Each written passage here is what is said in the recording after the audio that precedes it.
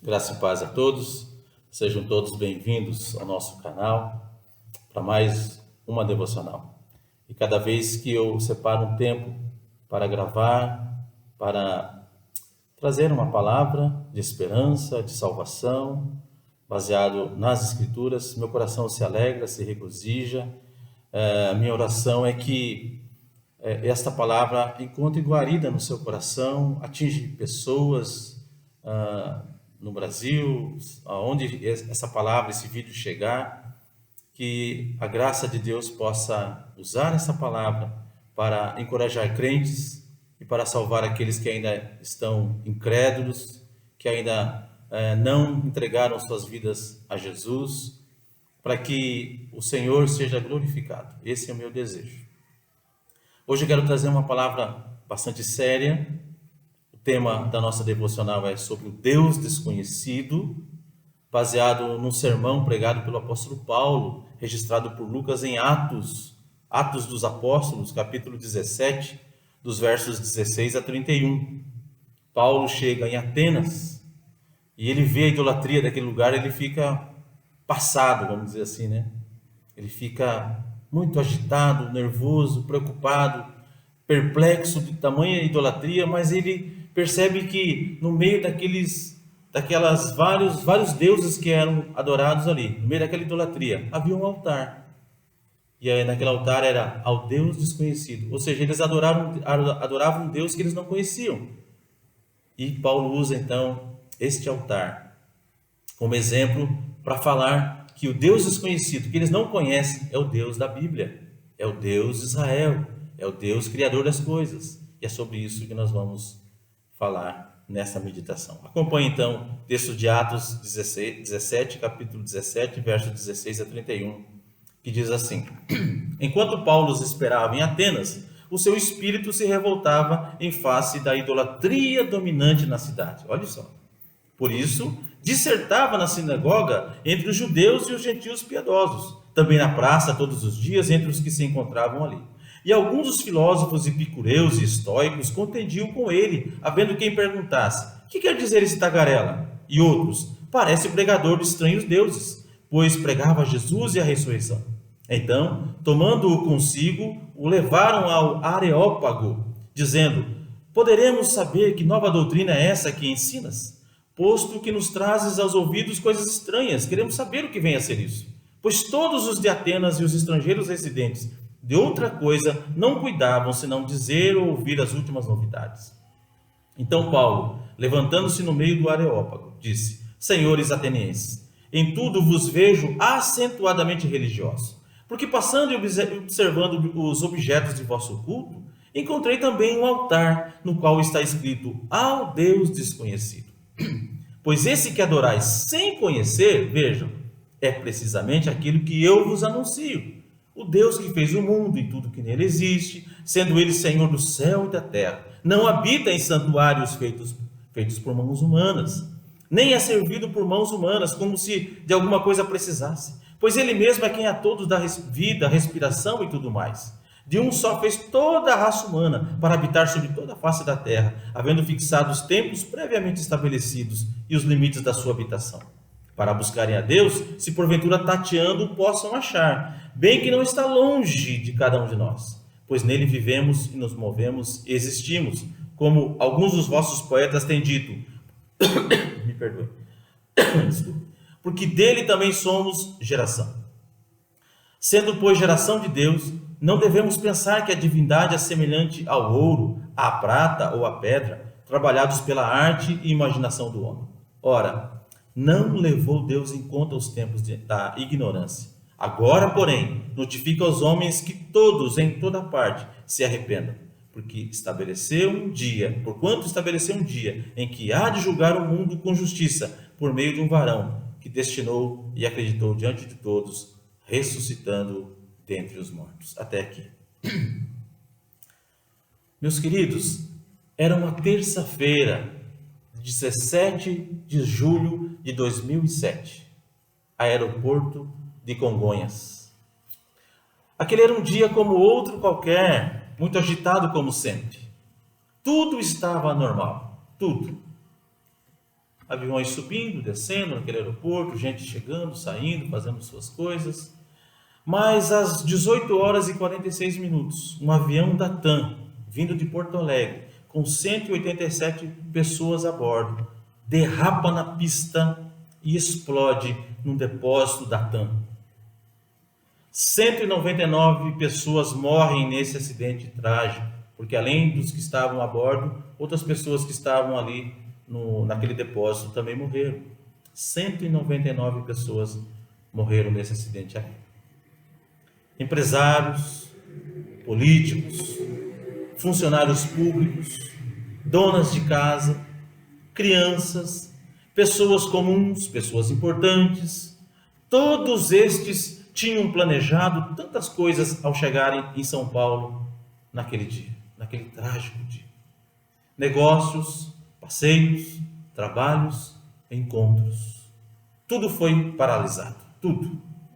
Partiram para a eternidade e não há mais nada que possa ser feito para mudar essa realidade daquelas pessoas. Estavam agora diante de Deus Todo-Poderoso. A pergunta é, será que todos estavam prontos para se encontrarem com Deus?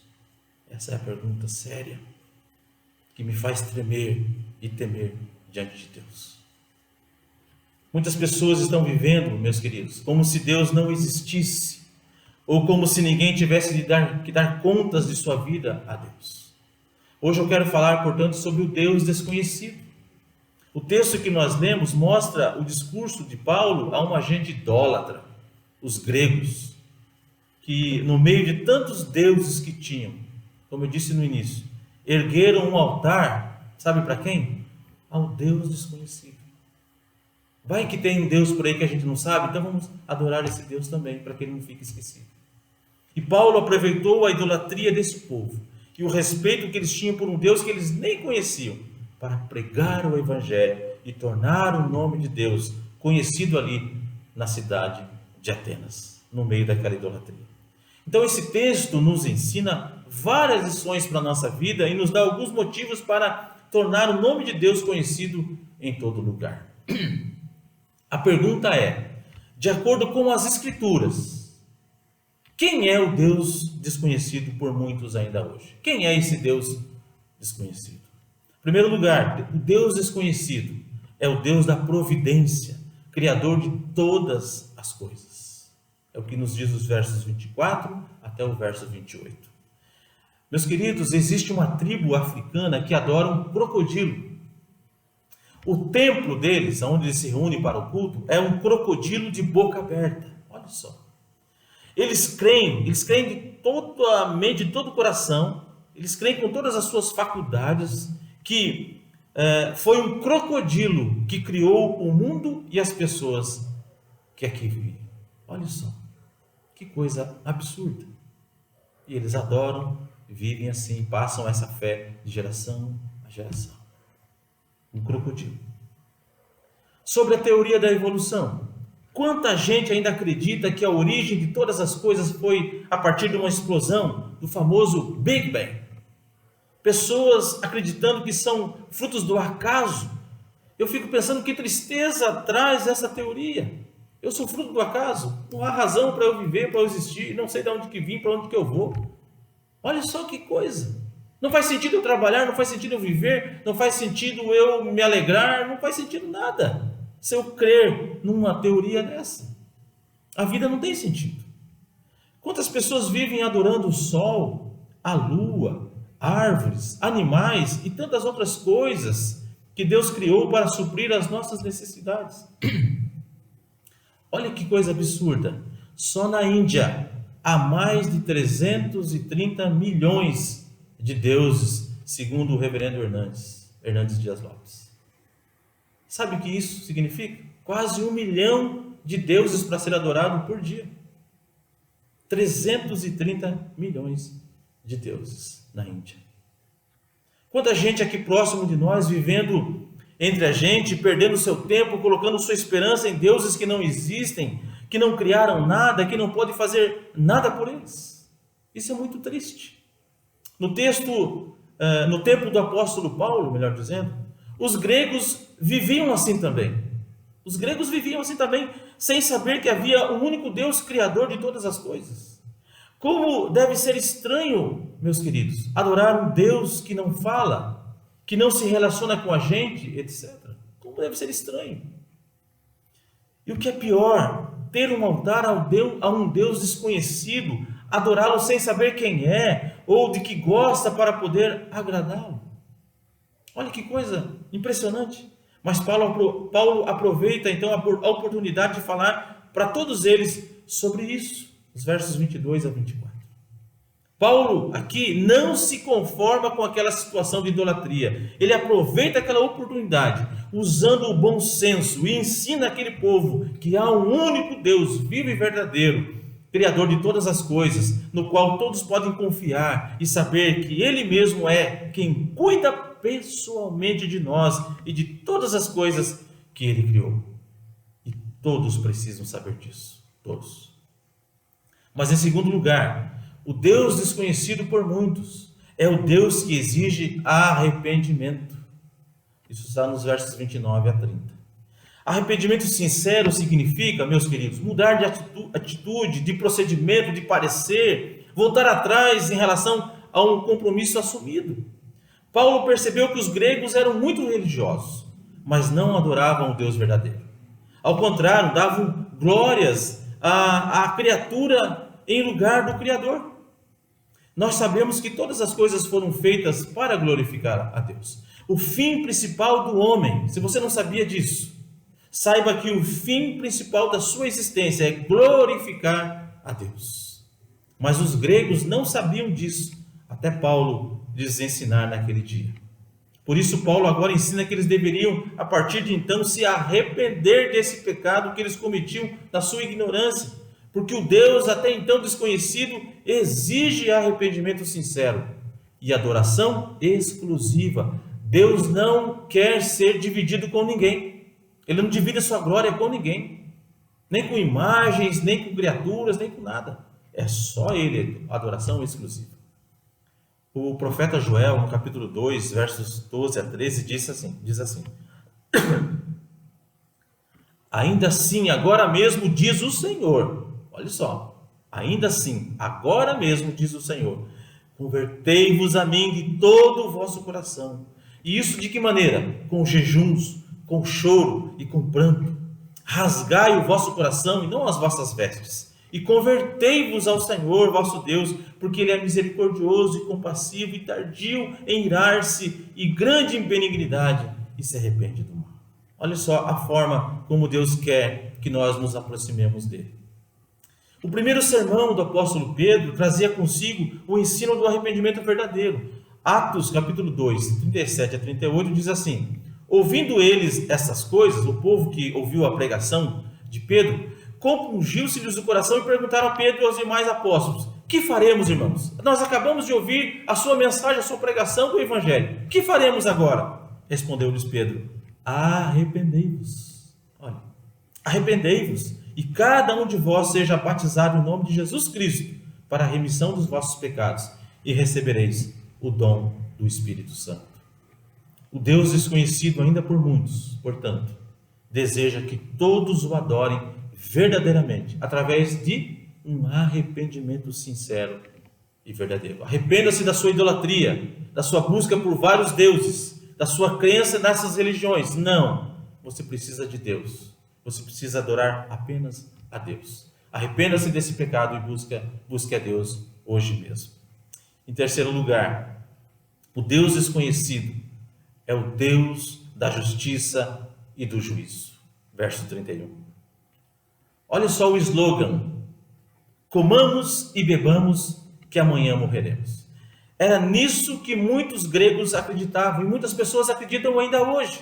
Vivam como se não houvesse a vida eterna, né? Vamos comer e beber, porque amanhã nós iremos morrer e acabou, morreu, acabou. Aproveitar a vida, fazer tudo que o coração manda, sem ter que dar conta para ninguém. E muita gente ainda hoje acredita nisso. Morreu, acabou. Faça tudo o que quiser, aproveite bem, porque você só tem uma vida. É o que as pessoas dizem que creem nessa filosofia. Mas Paulo, depois de ensinar aos gregos quem era o Deus desconhecido que eles adoravam, termina o seu discurso dizendo o que ninguém gostaria de ouvir. Ninguém. Ele diz assim: há alguém a quem devemos dar contas pelos nossos atos. Há um dia marcado para que isso aconteça. O dia do Senhor, o dia do juízo. Foi isso que Paulo pregou para os de Atenas, para os gregos. Meus queridos, a justiça de Deus é inevitável, ninguém pode evitar. O dia do juízo, afirmou Paulo e afirma as Escrituras, não será adiado, ninguém escapará, ninguém. Todas as pessoas deverão comparecer diante de Deus para serem julgados, que quer acreditem nisso ou não. Segundo aos Coríntios capítulo 5, verso 10, diz assim, Paulo dizendo, porque importa que todos nós compareçamos perante o tribunal de Cristo, para que cada um receba segundo o bem ou mal que tiver feito por meio do corpo. Eu e você estaremos diante de Deus um dia. Isso é inevitável.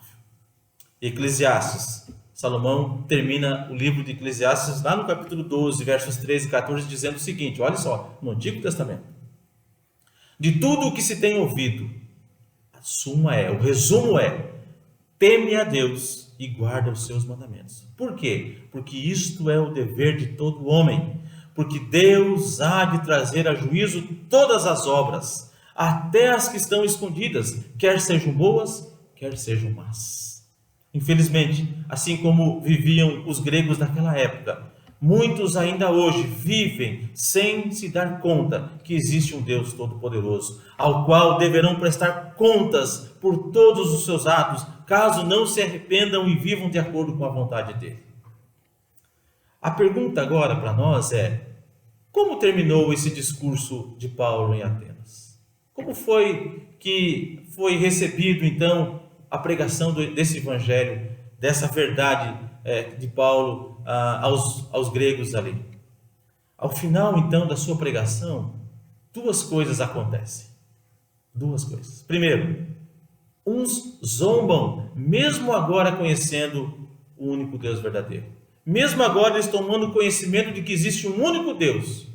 Deus que eles não conheciam, que agora, a partir de agora, conheceram. Sabem, tomam consciência de quem é. Eles zombam. Eles não acreditam. Há incredulidade para a maioria daqueles gregos. Verso 32 diz, quando ouviram falar da ressurreição de mortos, uns escarneceram, veja, e outros disseram, a respeito disso te ouviremos noutra ocasião. Não deram a mínima para o discurso de Paulo, viraram as costas e seguiram as suas vidas rumo ao inferno, por causa da incredulidade.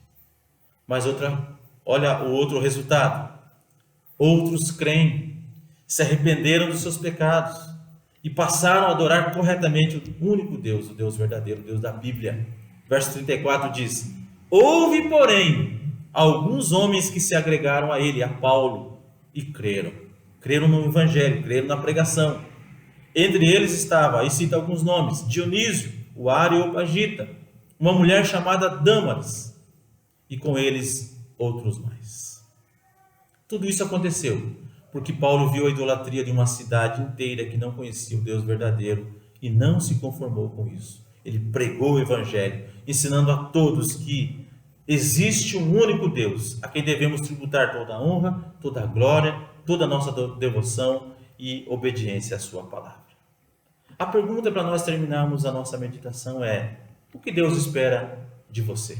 O que você e eu temos a ver com isso? Deus espera que você tome uma atitude urgente. Deus espera que você tome uma atitude urgente, assim como os gregos naquele dia. Passe a adorar somente a Deus. Se arrependa dos seus pecados, confesse os seus pecados a Deus. Entregue-se ao Senhor e receba esta palavra como um aviso de Deus para a sua vida. Existe um Deus, ainda que desconhecido por muitos, mas que um dia você e eu estaremos diante dele para prestarmos contas da nossa vida. Deus espera que você creia em Cristo Jesus. Deus espera que você entregue sua vida a Jesus. Deus espera que você confesse seus pecados a Jesus e o receba como Senhor e Salvador da sua vida. porque um dia você vai estar diante dele para ser julgado. Tome hoje mesmo essa decisão por Cristo. Sabe por quê? Porque amanhã pode ser muito tarde. Lembre-se da história daquele voo da TAM, daquele voo do dia 17 de julho de 2007. Muitas pessoas partiram para a eternidade. Talvez não posso dizer quem estava preparado, quem não estava, mas todos eles partiram e tiveram um encontro com Deus, com esse Deus. Talvez para muitos desconhecido, para outros, quem sabe, era muito conhecido. Mas todos partiram e estão na eternidade agora. Mas você está vivo. Há esperança para você. Creia em Deus. Busque esse Deus. Entregue sua vida para Jesus. E que Deus te abençoe nisso, nessa decisão. Deus abençoe. Amém.